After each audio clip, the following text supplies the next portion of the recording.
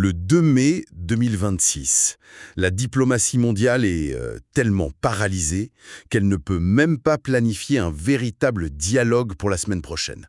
Ouais, c'est vraiment le point mort absolu en ce moment. Exactement. Pourtant, au même moment, il y a une autre organisation mondiale qui, elle, trace tranquillement l'avenir de la planète pour l'année 2042. Et le grand paradoxe, c'est que cette organisation, c'est pas l'ONU, c'est la FIFA. Ce qui est quand même complètement fou quand on y réfléchit. D'accord, décortiquons un peu tout ça. L'objectif de notre analyse en profondeur aujourd'hui, c'est vraiment de comprendre ce contraste qui est juste vertigineux. On s'appuie pour cela sur le tout récent rapport Global Pulse 2026 du Florida Roundup.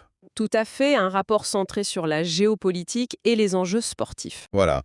Et l'idée ici, c'est pas du tout de juger ou de prendre parti politiquement d'un côté comme de l'autre. L'objectif, c'est simplement d'extraire la moelle de ces documents pour essayer de comprendre pourquoi la réalité mondiale actuelle semble si fracturée. Et ce document met vraiment en lumière une époque profondément paradoxale. Il documente une sorte de grand écart. D'un côté, on a une sphère géopolitique qui est littéralement pétrifiée. Complètement figée. C'est ça, incapable de résoudre les crises les plus urgentes. Et de l'autre côté, on a le monde de la gouvernance sportive qui, lui, avance à un rythme effréné. Avec des budgets colossaux en plus. Absolument. Et qui se projette vers l'avenir avec une facilité déconcertante. Donc pour comprendre le système mondial aujourd'hui, il faut vraiment analyser ces deux forces en même temps. Et justement, pour bien saisir cette paralysie diplomatique, il faut inévitablement commencer par regarder là où la pression est la plus forte en ce moment. Là où ça chauffe, oui. Exactement. Et selon les sources de ce 2 mai, cette friction maximale, elle se situe très exactement entre les États-Unis et l'Iran. C'est le point de rupture actuel. Ouais, mais ce qui frappe dans les documents, c'est pas seulement le fait qu'il y a un conflit, c'est surtout la méthode de non-communication.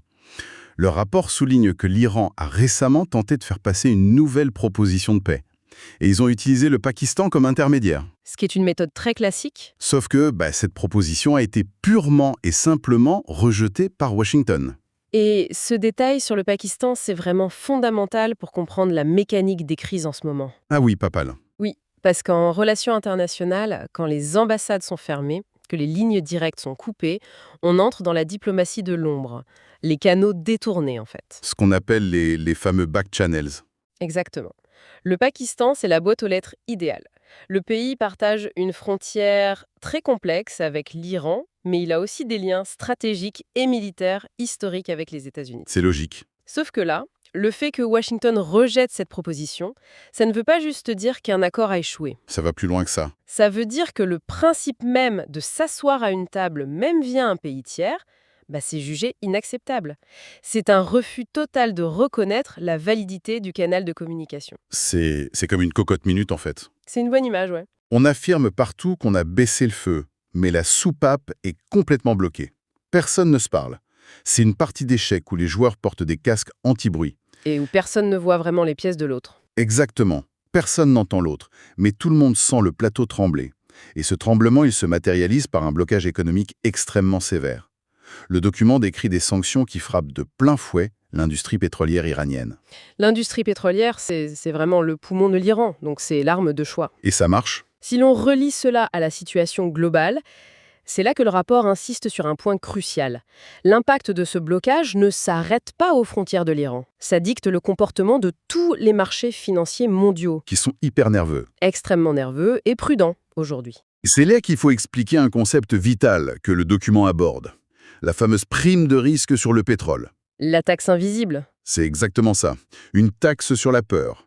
Les investisseurs ne vont pas attendre qu'un navire pétrolier soit réellement bloqué dans le détroit d'Ormuz pour réagir. Non, ils anticipent. Voilà, ils intègrent mathématiquement la panique et le risque d'escalade dans le prix du baril dès aujourd'hui, avant même qu'une seule goutte de pétrole ne manque.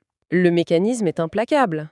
Cette prime de risque, elle se répercute instantanément sur le coût du fret maritime mondial. Donc les transports coûtent plus cher. Puis sur le prix de la logistique globale et au final, sur l'inflation pour tout le monde. Donc, une offre de paix avortée au Pakistan se transforme en quelques semaines en une hausse des prix au supermarché en Europe ou en Amérique. C'est fou, cette réaction en chaîne. Et c'est précisément ce risque d'embrasement économique mondial qui monopolise toute l'attention des puissances occidentales actuellement.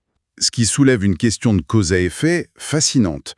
Si Washington et une bonne partie de la diplomatie mondiale est complètement accaparée par cette poudrière au Moyen-Orient, qu'est-ce qui se passe pour les autres crises majeures? C'est le grand problème. Une porte verrouillée à Téhéran, est-ce que ça veut dire un front figé ailleurs? Le rapport confirme totalement cette hypothèse. Quand on regarde l'Europe de l'Est, les sources déplacent notre regard vers la guerre en Ukraine, avec des faits qui sont assez froids et implacables, Ouais, les frappes russes continuent. avec des destructions massives, des pertes civiles lourdes. Et pourtant, sur le plan diplomatique, c'est le silence absolu. Le processus de paix est décrit comme étant totalement au point mort. C'est une vraie éclipse médiatique. Et c'est là que ça devient vraiment intéressant. Est-ce que le simple fait que les projecteurs se tournent vers le Moyen-Orient contribue activement à cet enlisement en Ukraine? C'est très probable. Parce que, en fait, si la communauté internationale regarde ailleurs, est-ce que cette absence de lumière ralentit purement et simplement la paix? Est-ce que la diplomatie a besoin d'un public pour fonctionner? La diplomatie a surtout besoin de ce que les experts appellent de la bande passante. De la bande passante, comme pour Internet. Exactement, c'est très concret.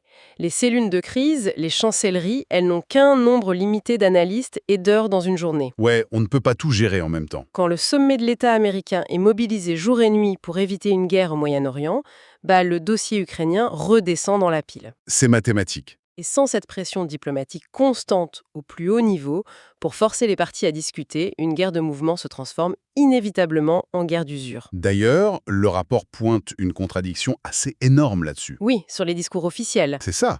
On a des discours qui essaient d'imposer un narratif de stabilité, qui affirment que certaines opérations se terminent, mais la réalité factuelle, l'Iran, l'Ukraine, contredit complètement cette façade. La facette se fissure. C'est comme un ordinateur, en fait. Il fait tourner un logiciel tellement lourd pour gérer une seule urgence que toutes les autres applications finissent par planter, par geler. C'est une très bonne analogie. La diplomatie mondiale est figée. Les marchés sont en attente, mais si la gouvernance internationale ne fournit plus aucune stabilité, elle est passée où cette fameuse stabilité? Solution mondiale avec une gouvernance totalement hermétique à cette paralysie, il faut regarder du côté du sport. Et plus spécifiquement, de la FIFA. Et c'est là que le rapport devient presque ironique, non? Totalement. Il mentionne que la réélection du président de la FIFA semble déjà quasiment assurée. C'est présenté comme une formalité de bureau. Un non-événement. Alors, qu'est-ce que tout cela signifie au fond? Parce qu'il faut remettre ça en question. Le document appelle ça de la stabilité. Mais une élection sans suspense, jouée d'avance en politique normale, on appellerait ça un monopole, non? Voire une autocratie. Voilà, un système verrouillé où l'opposition a disparu. Est-ce vraiment le signe d'une institution saine? Steve Oskino, ici, c'est la distinction entre une stabilité démocratique et un verrouillage autocratique. La frontière est mince. Mais pour les marchés et la diplomatie, ce monopole offre une prévisibilité incroyable. Ça rassure. C'est ça. La FIFA n'est pas juste là pour gérer des ballons. Le rapport l'inclut dans une analyse géopolitique parce qu'elle contourne l'instabilité des nations. Elle orchestre des flux financiers massifs. Elle construit des infrastructures énormes. À l'échelle de pays entiers. Et surtout, elle distribue de l'influence. Le fameux soft power. Précisément. Attribuer une Coupe du Monde à un État, ça lui donne une légitimité mondiale qui dépasse de très loin l'impact de dizaines de traités bilatéraux diplomatiques. Donc les instances sportives fonctionnent presque comme des États corporatifs sans frontières. C'est exactement ça. Leur gouvernance interne est peut-être complètement cadenassée, mais c'est justement cette absence de friction interne qui leur permet d'avancer. Pendant que les vrais États s'enlisent. Voilà. Ils planifient l'avenir sans être bloqués par des querelles insolubles. C'est quand même un paradoxe dingue. Les institutions qui dirigent le sport sont rigides et prévisibles à l'extrême, mais le produit qu'elles vendent, le sport sur le terrain, c'est l'essence même de l'imprévisibilité. C'est le spectacle total. Le rapport consacre d'ailleurs une grosse partie à un week-end sportif exceptionnellement dense en ce début mai 2026. Et il faut vraiment séparer ça en deux choses. L'effet immédiat sur les gens et la stratégie à long terme. Commençons par l'immédiateté. Le document liste une vraie frénésie d'événements. Des matchs de foot décisifs en Europe, le retour du Grand Prix de Formule 1 à Miami. Et même la finale du championnat du monde de snooker. Et face au chaos de la géopolitique, tout ça ressemble à une gigantesque échappatoire psychologique. Une soupape de décompression. Exactement. Quand la diplomatie n'offre aucune règle claire, aucune ligne d'arrivée, le sport propose l'inverse. C'est un bouton de réinitialisation. Le sport a un cadre, Il y a des limites spatiales, des limites de temps, des sanctions hyper claires pour les fautes. L'exemple du snooker dans le rapport est génial pour ça. C'est la métaphore parfaite de ce besoin d'ordre. C'est un environnement contrôlé au millimètre. Et c'est le triomphe de la géométrie, du silence, de la maîtrise des émotions sur un rectangle vert. C'est l'antidote absolu au bruit et à la fureur des conflits mondiaux. Pendant 90 minutes, sur un terrain ou sur un circuit de Formule 1, l'incertitude n'est plus une angoisse existentielle, ça devient du divertissement. Parce qu'on sait qu'il y aura un coup de sifflet final. Et cette catharsis, elle est essentielle pour absorber la pression globale. Mais cela soulève une question cruciale. L'analyse géopolitique ne s'arrête pas au coup de sifflet final. Non, ça va plus loin. Le document montre que le sport est la nouvelle frontière de la stratégie à long terme, avec 2 exemples frappants. D'abord, les relais mondiaux d'athlétisme au Botswana. Et ça, c'est pas juste une course, c'est un signal politique colossal. Pour le continent africain, oui. Placer un événement mondial au Botswana, c'est acter un transfert du centre de gravité diplomatique vers le sud global. L'infrastructure sportive devient le premier jalon de l'intégration géopolitique. Et le deuxième point du rapport est encore plus fou. L'Allemagne envisage de se porter candidate pour la Coupe du Monde. Mais pas pour demain. Non, pour 2038 ou 2042. 2042.